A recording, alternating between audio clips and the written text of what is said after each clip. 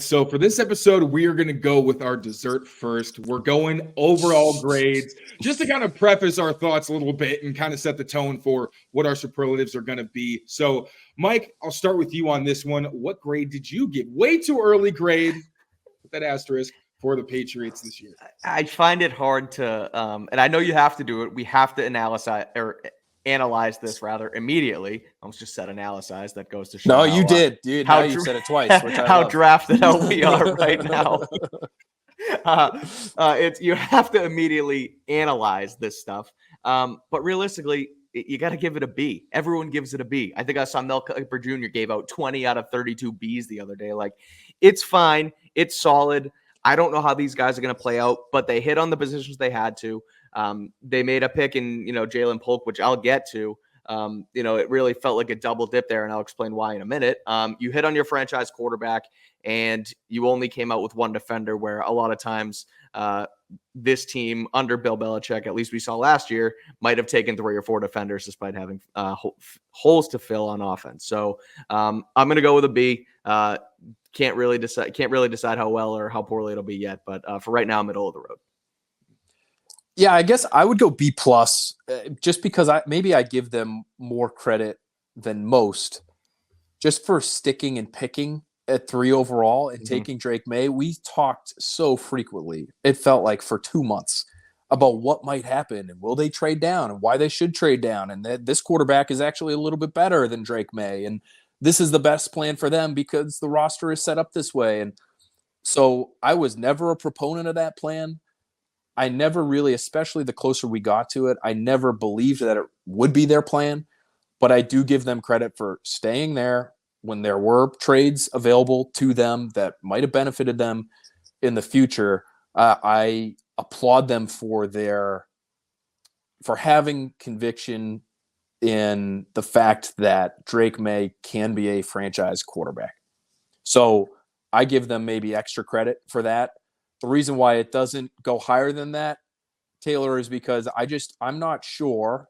While I like Polk and I like Baker, to me, you needed a 1 or somebody who projected as a 1 at that receiver position, and you needed a left tackle. And I'm not sure they got either.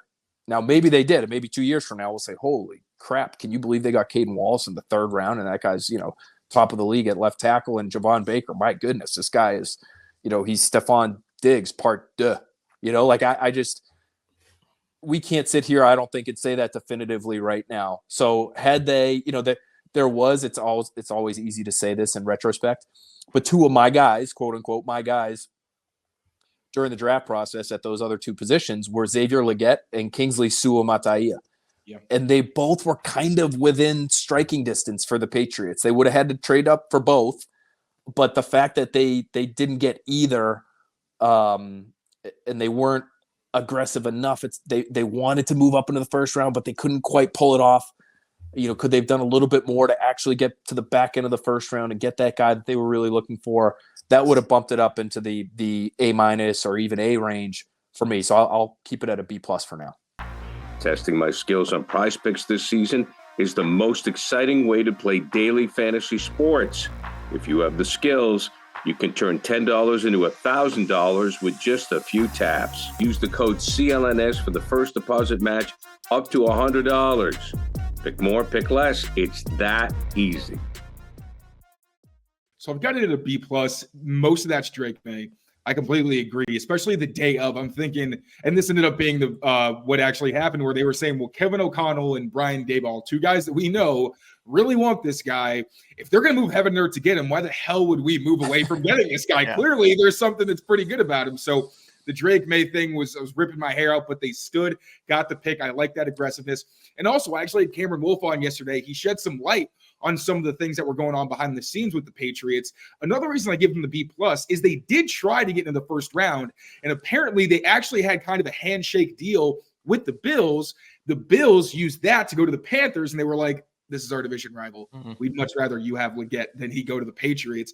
Kind of screwed him over a little bit, and the Pats weren't too happy about that. And, I was obsessed with Xavier Legette. I'm saying, if I literally actually said like a month ago, if you have to trade back to the 1st round to get him, do that. So I'm kind of feel validated that was what they ended up trying to do. So I appreciate they at least did try. to go up and get their guy. Ended up paying off because you get Polk, and you get Javon Baker, which I still think those two combined are a better value than an Xavier Legette, considering this is a long-term rebuild. They know that. The way I see it, if you have to get your wide receiver one next year, it is what it is. Like, you develop, you try to get some chemistry with these young guys, get them on the field together. I think that's okay.